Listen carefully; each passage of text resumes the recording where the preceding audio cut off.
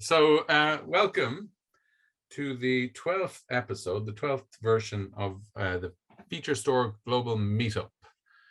And it's organized by Hopsworks. And my name is Jim Dowling. I'm one of the co-organizers of this meetup. And today we're delighted to have Roman and Seva from Findify. And Findify are building a bunch of really interesting SaaS products, I guess. We'll find out more, of course, for recommendations. And they're using a feature store internally. So it's really interesting. You built your own feature store. We're really interested to hear what you've been doing, how you've done it. And I know I read a blog post, and I think you've open sourced some of this as well, which is really cool as well. So they're going to talk now in a second. I'm not going to hold on for too much longer. Just a little bit about Feature Store. We have a Slack channel, featurestore.org, and if you have a couple of seconds and you can get your QR code reader out, you can scan that, or you can just Google it, go to featurestore.org, and you'll find the Slack channel. There's also a newsletter for the platform. We send out an email once a month, and we have a Twitter channel, on LinkedIn. And we're going to have a conference later in the year. So I think this is the first time we're announcing it. We had a conference last October, and it was a real success. We had about, I think, over 4,000 people registered, and about 1,800 turned up. I'm not announcing dates or anything yet, but we will have another Feature Store conference later in the year. So do you want to do this, Mariana, first? Yeah, we can say something about it now, but we can promote it later on. So the community is helping some students from the Stockholm University that they are doing their research on their thesis and use the featurestore.org community as their foundation. So if you have 3 minutes of your time, you can scan the QR code and answer the survey, and you get the chance to enter a giveaway for a featurestore.org hoodie. And that's pretty much it. So thank you. Take a couple of minutes and you'll make a couple of people very, very happy, which we need a bit more of in the world these days. Okay, I'm going to hand over to Roman and Seva, and you won't need to listen to me much more. And then we'll have some questions at the end. Now, just before we get started, a couple of points on the chat and how to ask questions. There's a button at the bottom, Q&A. And there's a button called chat. Please use Q&A instead of chat to ask your questions. And then the guys can take at the end, or if they want to answer some on during it, that's cool as well. And I'll ask a couple of questions at the end as well. So go for it. Yeah, thank you for the intro, Jim. So my name is Vsevolod. On the call, my colleague is Roman. And today we'll be talking about a couple of open source tools that we've built. It's Metarank, an open source personalization service, and a feature store called Featury that is actually used by Metarank. And hopefully today you'll understand how that all fits and works together. A bit about us. We have a combined experience of more than 10 years working on personalization solutions. Me from the product side, and Roman being a big brain behind the scenes. And when we talk about personalization, we need to understand what it is. For us, it's showing the same items, but in different order to different users. And usually when people talk about personalization, they mean offline personalization.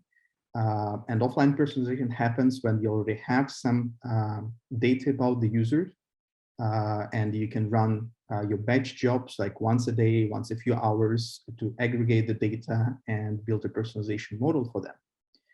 However, in a lot of cases, offline personalization does not work really well.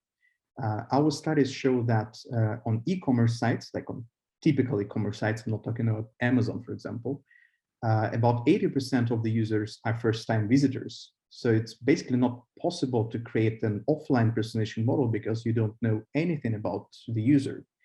And what we'll be talking about in this talk is actually online personalization. Online personalization happens within the user session. And even if it's a first-time visitor, we already know a bit about the user. We know his device, where he came from, what actions he did on the site already, like what products he clicked on, what searches he did, etc., etc. And that data can be used to do real-time online personalization. You can see that in experience on e-commerce sites like Zalando. If you search for jeans, I might see high-waisted jeans because I like those. Roman will see low-waisted jeans, for example. It also works for content websites where you can see different kitties depending on which ones you like. It also works for the social networks and in advertisements, and you can experience that on Facebook and Instagram, where you see personalized ads in real time. Our studies show that personalization really works. These are the results of the A/B test. So these are real results. It's not the numbers that we came up with randomly. The A/B test was done with personalization that we built. It was done across different industries, and it works across different industries as well. So there are different companies. They have different personalization goals. They have different contexts, but they all have the same problem, which is building personalization is really hard. We came up with this pyramid of needs that you need to go through in order to get the cherry on the top, which is personalization, real-time online personalization. You need to have your feature store, data pipelines, data transformations, and all that shebang. And it takes a lot of time to build that.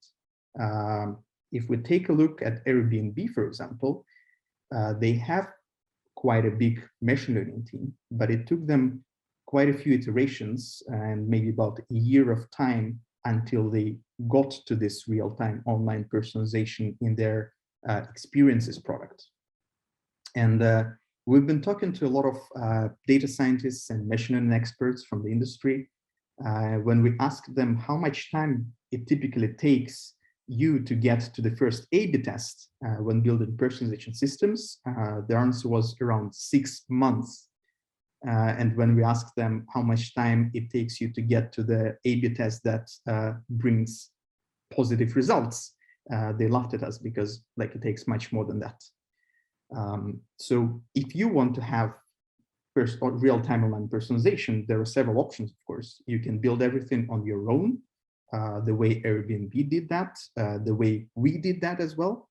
The downsides are that it will take a lot of time and effort, and you will need to have a big team of machine learning experts to achieve the goal. However, you will most likely have the product that will suit your needs and will yield better results. You can use a SaaS company like Findify that already does all the personalization for you. It's easy to integrate, so you can get up and running quite quickly.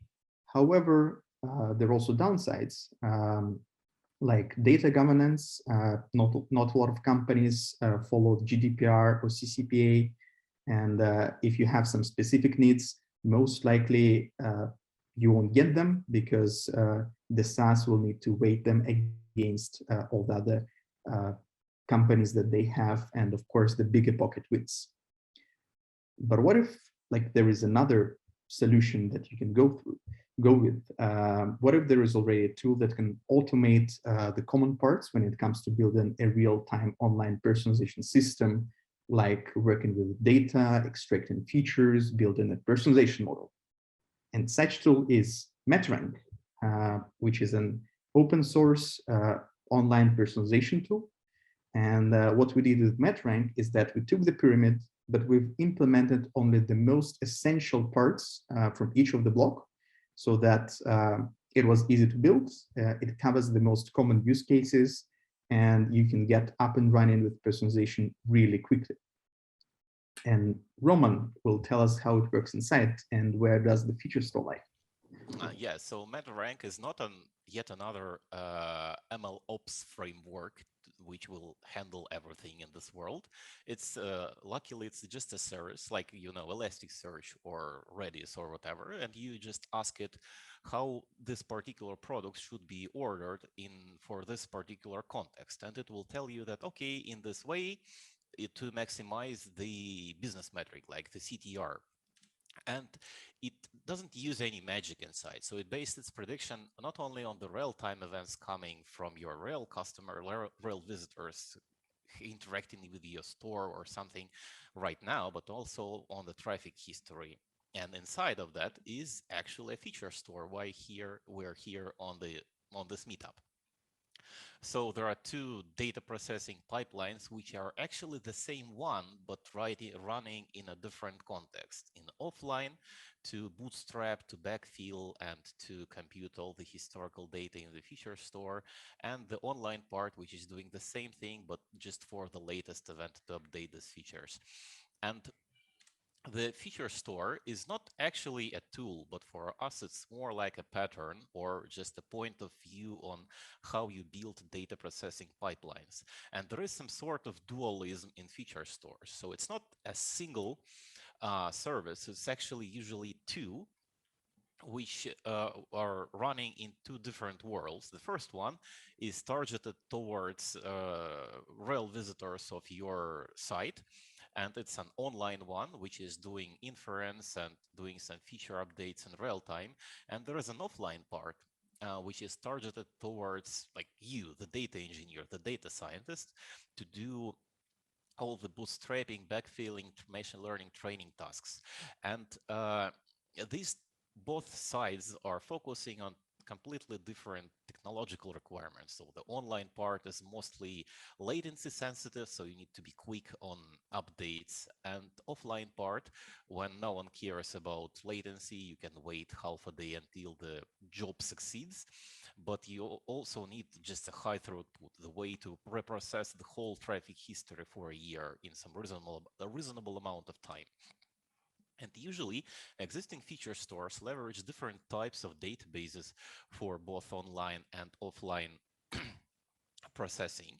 And the reason why these databases are different, because semantics is different, because the requirement, the most popular use case is different. For online, you just need to quickly pull the latest version, and for offline, you need to do a time travel, this point in time join thing.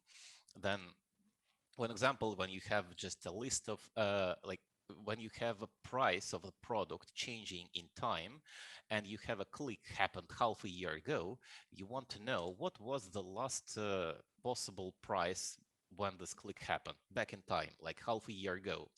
And this point in time join is actually easy to do when you need to join only a single value, but when you need to join all events of all the features for all the values, it quickly becomes a bit complicated from the computational perspective. So just for example, for some load of Findify, it will take you forever or a couple of bags full of dollars for Amazon just to complete this type of join, to join everything to everything for the last, I don't know, year without any tricks. And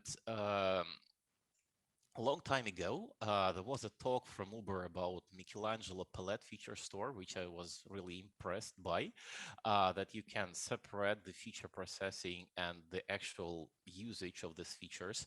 And 5 years after, there's a lot of different open source solutions implementing the ideas of feature stores in real code. And it's not yet widespread across the different companies. So talking to different friends from different companies, I found that not really a lot of people knowing the term feature store in general. But the funny thing is that they are actually using this feature store. So the more complicated your machine learning system is, the higher the probability that there is a feature store there, but just implicitly defined. And while iterating and trying different feature stores for our particular use case, we found that they mostly shared some common patterns, like being Python-centric, having offline online mode, and doing this versioning, point in time join, time traveling. But most of these open source frameworks drift towards being an ultimate framework for everything: model serving, model repository, input, like feature store, and so on. And we found it quite complicated because our use case is extremely narrow, and introducing a feature store into a mature system, which is actually opinionated by your past ideas building the system, is kind of a complicated thing. So for us, what was really important, so like not the most important, but it should be quite simple and not to introduce some heavy infrastructural dependencies. Like we don't have Hadoop and we don't want to maintain our own Hadoop cluster. It would be nice, but not essential to have some multi-tenancy, because in e-commerce you have a lot of stores and you want to have some sort of isolation. And being a small company, you also care about performance, because you cannot um, fight with fires with money on Amazon bills. So you should be careful with the usage. But the most important part is that while building different types of personalization systems across the years of our experience, we found that a lot of machine learning features we actually use, a lot of complicated custom machine learning features we use, are actually boiling down to some basic types, which are usually most of the existing feature stores are missing. So usually feature stores are focused on scalars, like storing integers or double values or strings. But implementing something more on the top, like a counter, can be quite complicated.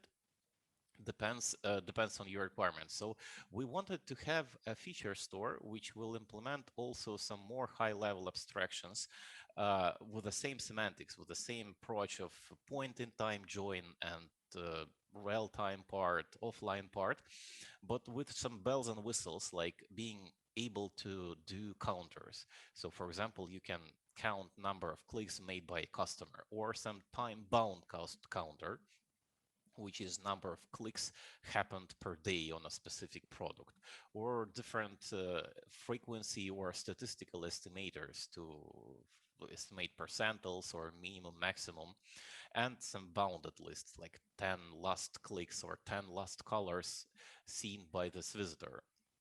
And combining this basic building blocks of the feature store together, you can build more advanced machine learning features. So, for example, you take two periodic counters of clicks and impressions, divide them to each other, and got a CTR, like click-through rate. So that was the original idea. And that's an obligatory XKCD slide when you're trying to reinvent the wheel. We also consider that we're just doing it wrong. But if you are doing a custom, a personal feature store development, you can then just forget about generalizability and the idea that it might fit another people, and you can be fully opinionated and on the internals and on the infrastructure, and focus on the tools you really care. So we are not, as for the data processing, we're mostly focused on Apache Flink and not Apache Spark. There is a long story behind that. And it's all, reinventing the wheel is always fun. So we just decided to do some time-boxed experiment, building some low-code feature store made of sticks and stone, and because it's fun. No, if you never heard about Apache Flink, it's kind of Apache Spark but on steroids. So it's both stream and batch processing framework, but the main point that is stateful. So you can maintain state within your operations. So for example, if you're counting, doing a frequency analysis like estimators, you probably have some sort of a buffer of samples, and you drop some samples there. So this buffer is actually a state. In Apache Spark, there is not so much tools to manage the state and to migrate it, to handle upgrades, to handle crashes, recoveries, and some exactly one semantics and so on. And Flink, it's just out of the box. That's the main selling point of the Flink, and you can also leverage a lot of different connectors for different systems. And you just explain your data transformations and the terminology of Flink, and it will run both like offline and online, which exactly matching this dualism of the feature stores. This runtime semantics is of course different because offline is usually a bit more parallel than online, but at the end the result will be the same if you obey the rules. And from the personalization, so from the feature store perspective, all the dances around the data for the personalization looks like that you got events coming from real visitors, like clicks, page views, rankings, purchases, and you convert them into some operations, like actions on top of the feature store. So if it's a scalar value, you just put string there. If it's a counter, you make an increment. If it's an estimator, you just produce a sample value. Then you just update a feature, write it to persistent storage, and store it somewhere for the inference. But if you're going all in for Apache Flink and not trying to build an ecosystem across your feature store, all the operations are, you can glue things together in a bit different order and achieve uh, another results. Like you just glue these operations in this way and you will get a bootstrapping. So instead of using in real-time traffic, you plug your traffic log and you compute your value at the end. Or you can do some sort of offline training in the same approach, but you read your traffic log, compute click-throughs, take your feature store and do a point-in-time join, and here comes your data set.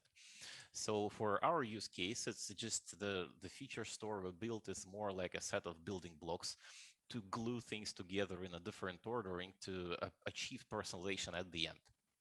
So, and you might wonder, okay, and where is the actual feature store? Because there is no service, there is no integrations with anything. It's just because for our own opinion, that feature store is, it can be a tool, it can be a service or framework, but for us, it's more like an approach, the approach of for the data structure, for the data schema. So it's like it's a change log of feature values when the last version of this value can be served with low latency and the historical data can be served with a high throughput to do this point in time join. So there's not so much stuff to be done for the feature store. So the feature store we wrote is actually on a GitHub. It's open source and you can use it, but probably you won't because it's kind of a very opinionated about some ideas we chose. But the whole feature store with all this basic building blocks is kind of 2,000 lines of code plus tests. Maybe tests is more, maybe 3,000 lines more. But it's actually more about data structures. So there are like data structures as an input, like increments, sample values, append to a list, and so on. There is an output protobuf, so that the actual feature value submitted by your feature store, not only just scalars or strings, but some counters, daily counters, or quantils, or top-end values, and the logic which maps your input increments into the counters at the end, and some function to do the point-in-time join. That's actually the whole feature store we did. So it's a kind of minimal do-it-yourself low-code feature store, which mostly just expressing the approach. So it's just protobuf schemas, a set of functions, and a set of helpers to do some I/O based on HDFS and S3. And it's kind of no plans to make it commercial because it's kind of too opinionated. It's actually used by a couple of real customers, but it's still quite an early in its lifetime. So it's available on Maven Central if you want to play. There are some docs written, but be warned that it's kind of an early thing. But the main user of this feature store is actually Metarank, like going back to the roots. And Metarank is just a thin wrapper on top of this feature store. So it's just a data schema, more high level. So it's not about increments. It's more about the structure of incoming events. Okay, there is a page view, or okay, there is a click. So that type of high level schema. Some feature config on how this events can be mapped into the feature store operations, and some helpers to do I/O, like reading these events from REST service or from Kafka and writing it somewhere to some database. So that's just the glue on top of the feature store, and it's also open source. You can play with it a bit. We did an actually not really an emergency release of the feature store, like the name of the feature store meetup, like actually 1 hour ago. So how can I switch it off? And to start using this this tool, you just only need a couple of things, to like the historical events describing your traffic and behavior of your visitors. You do the feature store bootstrapping. So you just run your feature processing pipeline on top of the historical data and make a snapshot of your feature store. So the state is kind of a change log of values, feature values for your machine learning model. The latest features should be served for the inference, and some training data set for your learn to rank for the ranking model. You do the training model and switch to online. So you just switching and start processing real-time events, updating these features based on the state you made during the bootstrap, and like call it a day. And there is an example of event Metarank expects, just to show how what is the difference between the data model of the feature, which is actually an increment on some particular key, and this type of data structure we use. So there are three types of events Metarank expects. The metadata describing all the fields your items have, for example, title, price, color, availability. So we can use it in the ranking later. There is also a ranking event when these items were actually displayed to the visitor. And there is interaction event when visitor interacted with this ranking, like clicked, added to cart, or purchased. And what happens when your event comes to the guts of Metarank? There is a set of feature extractors which are actually doing a mapping of your event into the actual feature machine learning features used by your model on top of this feature store rebuild. And we try to cover most typical feature extractors used across the industry, I guess, because we have a lot of friends and we can have a luxury asking them what is typical, what is not, and how frequently are they using some more complicated and weird things. So when the actual feature value changed, it adds it to the feature store and for the online serving. But just a couple of examples of what types of feature extractors I'm talking about. There are some absolutely basic things, like take a field from the metadata event, like average score of a movie, and use it as is in your machine learning model, just a number. Or do some basic transformations, like one hot encode a low cardinality string, like a genre of a movie. You can do some also basic transformations when your type stored in the feature store doesn't match the type stored in the field. So you have a title here and you want to have a number of words extracted and stored. But it's still easy to implement even with the current state of the art for the feature stores. But we also have some sort of specific special types of transformations which are typical in the industry, like map a platform from the user agent field to the mobile, desktop, or tablet category and one hot encode it for the machine learning model. And but there is some things which are more interesting. So we can count a number of clicks happened within the session. So like, okay, we counting clicks for a particular session, and this counter is a global counter. So it's always incrementing. It won't work. It will work not only for sessions, but also with users, but it's not that good to count something for products, for items, because you need to be bound by time, So there should be like a time window, and we have a window count extractor which can do the same thing, but with some bucketing and aggregations on top. So here we counting clicks into 24-hour buckets and emit like 7 days, 14 days, 30 days, 60 days sums of this bucket. So it's just literally a rolling window counter going being refreshed every 1 hour.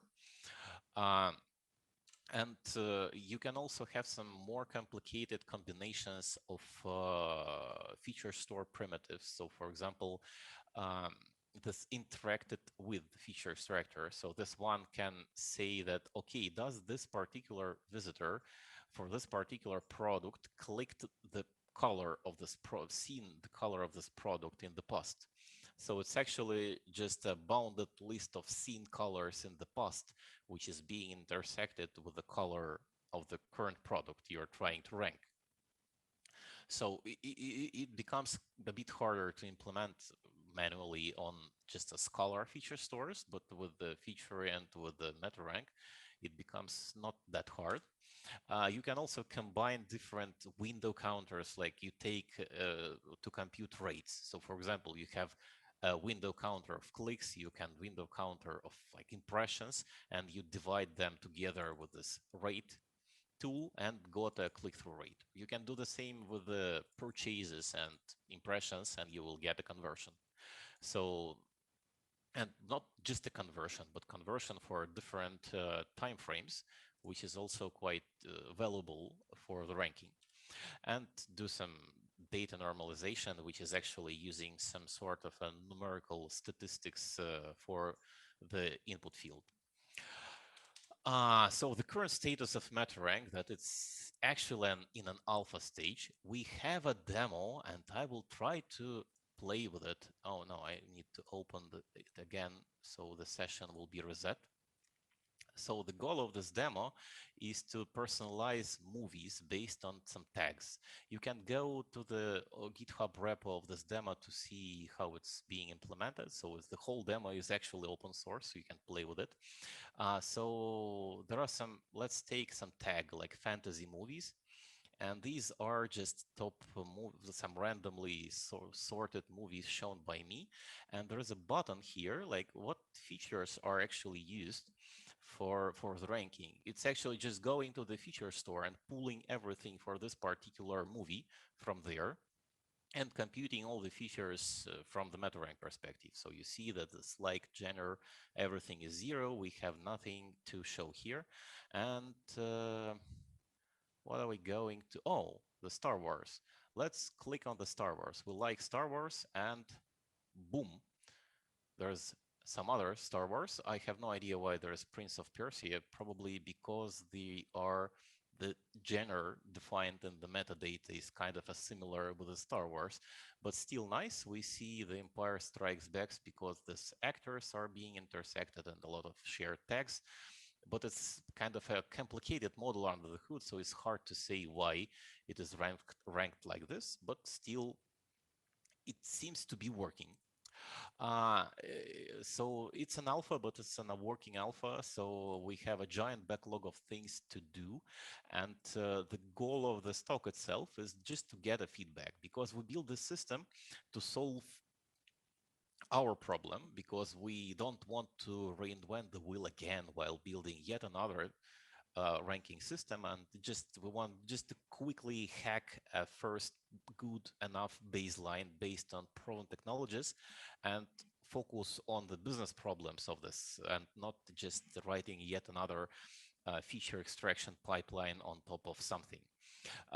As we build it to work with our problems, we are actually a bit biased based on our past experience, and the whole system is very opinionated, but we feel that it can be useful for other people, both as an inspiration to use feature stores in this particular way and as a tool to solve some more down-to-earth business reasons for the personalization. But we feel that it can be useful, and we are here just to get some feedback on the prioritization, on what should we focus later.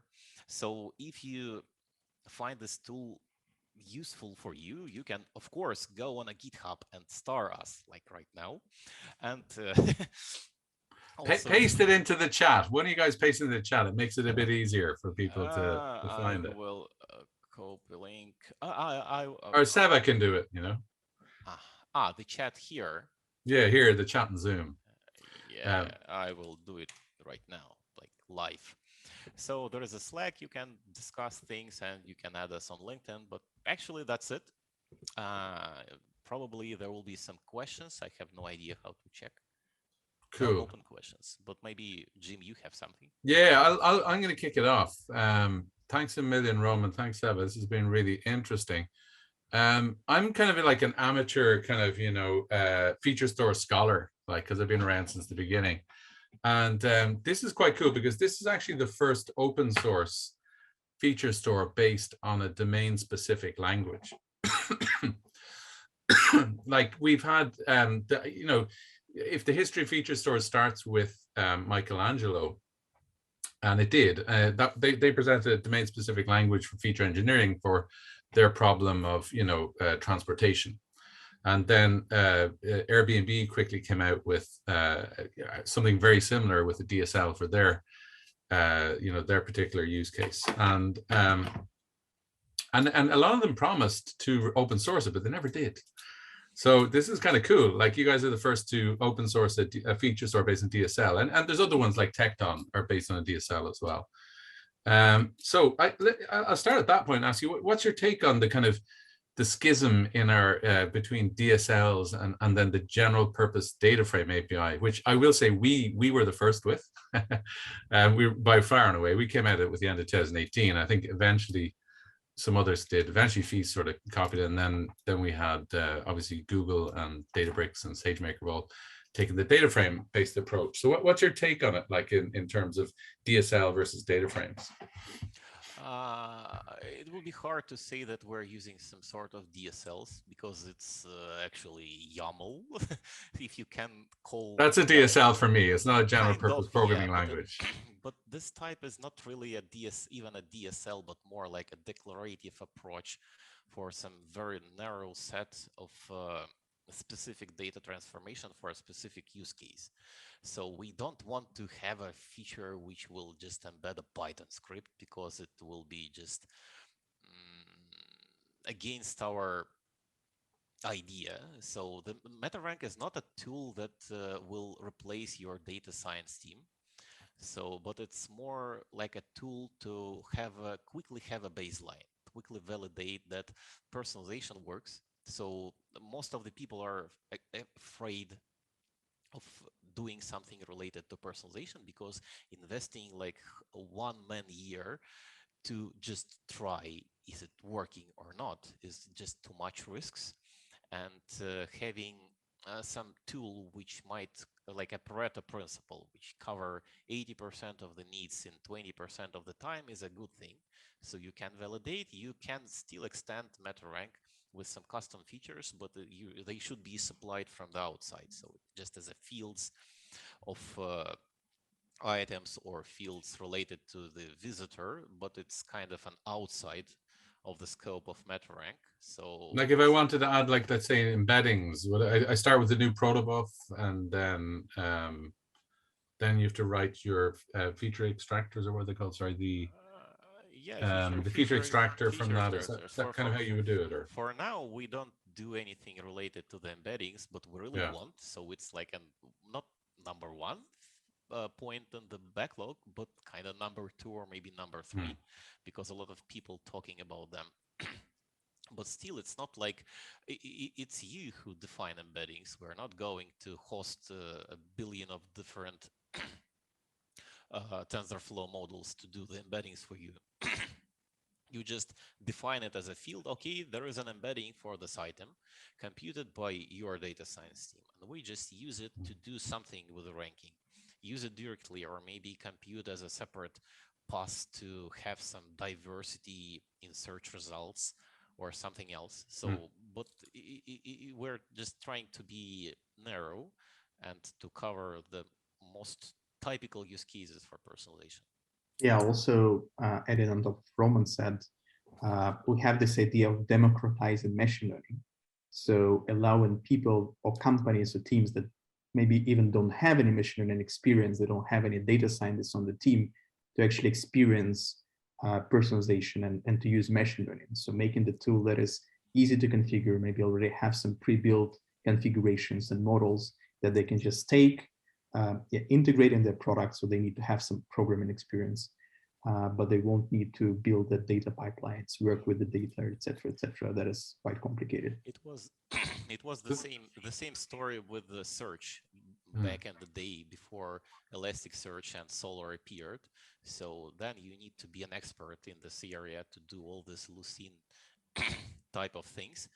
But then Elasticsearch and Solr came, and you don't really need to write even a line of code to make your search work. Of course, for some advanced cases, if you're Amazon, you will probably need to write your own solution.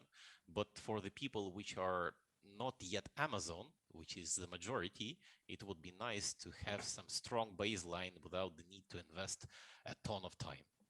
So actually, on that point, right, and the democratization, I think it's a little bit different to the Elasticsearch case, because we actually have, you know, the community's moved along a little bit more. A really interesting point there about the majority of users arriving, you don't have any history for them. So when I read about personalization, I read a lot about systems like YouTube that have a long history about you, and other ones. And there's a lot of hype about, for example, two-tower embedding models. And they're obviously, you know, you need a lot of infrastructure, not just to operate them, but to train them. And in your case, you're saying, well, you know, the lowest hanging fruit here is, I'll just take the features from your current session, and that's it, and that'll be good enough for most things. Is that kind of what you would say, or is that a fair summary, or, you know? So Metarank is flexible enough to use features from your past session also, but the main, I guess, the most widespread usage is when there is no past history. So when you have past history, so for example, for the tourism, you know that this person went to Turkey half a year ago, you can have a batch job and do it in an old way. But you cannot run your batch job every second just to recompute everything all the time for the real-time personalization. You need to do everything in real time, even the feature updates, some numerical statistics, metadata ingestion. And it's mostly a question of maturity of the data-drivenness of the organization. And unfortunately, not all of the organizations are there, but they will be eventually somewhere in the future. But Metarank is just a hack to have something right now and not to wait until your data science team finish the digitalization and modernization of your infrastructure in 3, 5, 7 years. Cool. If anyone has questions, and there's a lot of people on the chat, but they're not asking questions, and I'm kind of dominating, and I'm kind of conscious of that. So please ask questions in the chat or in the Q&A if you have any more questions. I'm going to throw another one at you here.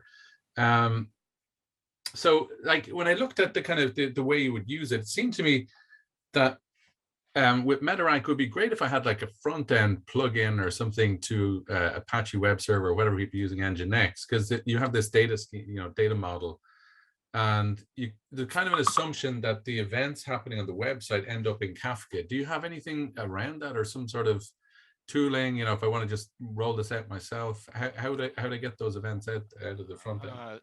So probably that's a good question, because we found that there's just a whole zoo of technologies used for this particular use case. There is some sort of Segment.io or some other maybe open source clones of Segment.io of doing this type of event suggestion, but usually it's something homegrown. So it's hard to provide a universal set of connectors to everything. Usually it depends on who you're focusing on. So for smaller companies which are using some Shopify, they don't really want to have their own data science team. They're just outsourcing everything somewhere, and it's not their use case. So, but there are some companies which are larger companies having their own in-house development, own in-house data science teams. And in this case, probably the data ingestion is also homegrown, so you want to be able to have some universal connector. So for this particular case for Metarank, there is a REST endpoint, so you can just drop everything there. or there is a Kafka connector. Actually, it's not written by us, it's a part of Apache Flink. So you can take these events from Kafka topic, or actually whatever input type Flink supports. Kafka, Kinesis, Pulsar, SQS, you name it, like a couple of dozens. Yeah, like we've talked with maybe 15, 20 different companies, and each one of them have their like homegrown solution for data ingestion and feedback, like data collection as well. So for now, like we don't see any point in like sticking to something specific, but that might be part of the roadmap as well. Kind of we're considering segment IO, but so far we, like with everyone who we've talked with, they're not using that. Although like generally segment is quite a widely used tool to sync data between different sources. Cool. Guys, I'm going to ask one last question before we close. It's a really silly one because we're all technologists here. Would you choose Flink again? And if not, would you choose something? What would you choose? If you started over, are you happy? Are you happy with Flink, Apache Flink, as your real-time processing engine? So I think yes. So I spent quite some times on some old school scripting with the data processing without any non-distributed approaches. Then it was Apache Spark, but with Apache Spark, it's kind of complicated to do something in real time with state, because with Apache Spark, there is just like one or two methods like map with state, and you're expected to implement the whole Apache Flink inside of this function. It's like, okay, there's a total freedom. You do whatever you want. Like, how can you handle job upgrade?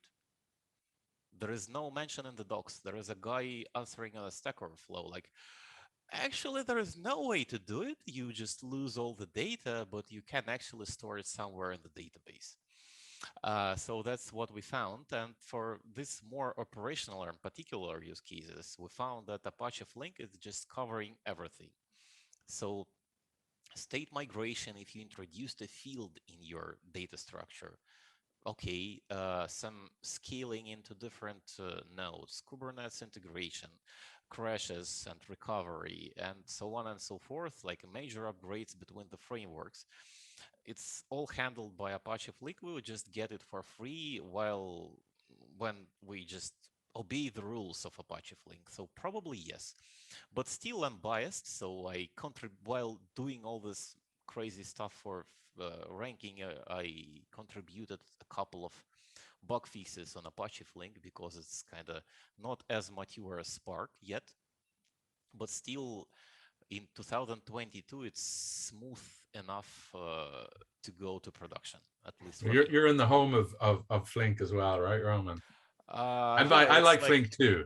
There are like 3 tram stops from the office. So all right, cool. I know I was involved in the project or at its inception, but it's great to see it doing really well. Okay, thanks a million, guys. Thanks for this incredibly interesting presentation. Like I said, it's fantastic to see open sourcing this. It's historic to see the first open source DSL coming out on Feature Store, which is great. And it's great to see you tackling the toughest of feature engineering challenges, which is real-time feature engineering. So there is someone that wants to ask a question. Oh, should I? Yeah, I didn't get it here. I didn't know. Yes. Did you see it? Oh, someone put their hand up. All right, that's very, very polite. Bob, do you want to talk, Bob, or do you want to write your question? Hi. Yeah, I can ask if I may. Bob Nugman. I am a ML engineer for DoorDash right now. I worked at Uber before that, and one of the questions I am struggling right now is creating, exactly as Jim mentioned, essentially a domain-specific language for a feature repository. We went through several iterations, and one of the early iterations was a YAML DSL, essentially. I really like Jim's recognizing it as a DSL. And the idea there is to capture the domain-specific semantics of, in this particular case, the fraud domain. But then there is this, as was mentioned, zoo of implementations, right? There is the training implementations, there are real-time implementations for the inference time. Then there are other use cases such as sense making and perhaps propagation of the information that the features and the model results tell us to non-technical specialists, right? So there are all of these use cases. And so it kind of leads to a question. Do you think we should be separating the domain-specific semantics, semantic descriptions of the features from the concrete implementations and have those semantic definitions somehow drive those implementations, perhaps, but being very loosely coupled? So this is the route that we are exploring right now, but it's necessarily kind of entangled because we are doing things incrementally. But what are your thoughts, and what kind of language is appropriate here? What we found is YAML is very inappropriate at scale. I can explain why. It simply fails to scale beyond a certain capacity because, for instance, if you are using tags in YAML, they're very powerful at first. They're very useful, but they are very poor. They are not allowing you to decompose things very well, right? Because you cannot load multiple YAMLs and then reuse the tags. Another thing that we are struggling with is composition. Composing things that are defined as, let's say, SQL, be that Flink SQL or traditional SQL. And if they are, let's say, YAML snippets, which is very often the case, you see this pattern. Composing those things is very, very error prone and nearly impossible. SQL is not meant for composition and reuse. And so then it's kind of tempting to apply the learnings from the software engineering industry. And so there are some hints there, but it's unclear how far we can go. And so it's kind of becomes tempting to say, like, let's express the semantics in something solid, something like Scala, something like, I don't know, Kotlin or Haskell, something that gives us guarantees of correctness and can test things at can validate things at write time and compile time, and then have that somehow connect to the concrete implementations that can be whatever, that can be Python, SQL, or less correctness in encouraging languages. What is your thinking about this? Sorry, this is a mess, but I hope you guys are picking. You've thought deeply about this, Bob. This is great. So I think that the understanding of scale is not the definition of scale is different for the case of Metarank and for the case of DoorDash. So we have a luxury of not thinking about how other people will extend this DSL, because we are these people, the users. And when you're building a platform for other people, you start thinking about people, how they will think, how they will understand. And I found it harder to think about people than to think about computers, because computers are more predictable than people. So for me, I don't think that there is a single answer for that. So for our use case, when we are super narrow, so we want to cover a very specific domain with a set of most typical implementations driven by us and not contributed by someone else in some different types of languages. We have this luxury of using DSL. Of course, if it would be extensive, if we assume that it should be extensible by other people, there shouldn't be a DSL. I think I agree that YAML is not the perfect tool for DSLs, but it's a perfect tool for the introduction, like for introductionary low-level simple DSLs when you don't intend it to be extended at all. So if we assume that it should be extended, probably it would be not YAML, but like Python or Scala or a combination.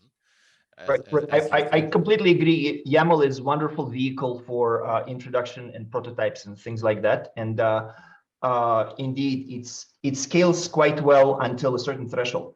But the question I kind of wanted to bring up is like, do you think separating the semantics in a abstract way is useful? Let me. Maybe Can I answer? Can I answer it, Bob? Yes, please, Jim. Yeah. Yes, I'm very I mean, curious. I'm an old systems guy, right? I'm a very old systems guy, much older than all you guys. But so in systems we typically build layered systems, you know. So we have like lower level abstractions and we layer them on top of them. And at some level you could think of a DSL as being layered on some sort of principled, you know. And I in my term, I kind of think of it as the data frame API, is the general purpose API to the feature store, and you can layer DSLs on top of it. But if you really want to separate out, if you want to have general purpose compute and DSLs, I'm going to open up a rat's nest for you. You can read up on it. There's a whole area of research called monads. So monads is a principal way of doing DSLs in abstract. Now it's been very much confined to the functional programming community, but I do note that Eric Bernhardson, or whatever, Bernhardson, whatever, he's a guy, ex-Spotify guy, who did the FICE library, the recommendation library. He also did Luigi. So he is a startup, and I think he's working on this. So, you know, this is a kind of an area where I think people understand that it's hard to program with general purpose data frames to do ETL and to do feature pipelines, and then there's a jump and you get to DSLs and it's easier, but then you don't have the flexibility. Bridging that gap is where a lot of us are. You know, I think there's many of us in that space right now. And you can go hardcore and go monads, or you can go systems. I don't know if there's much in the middle.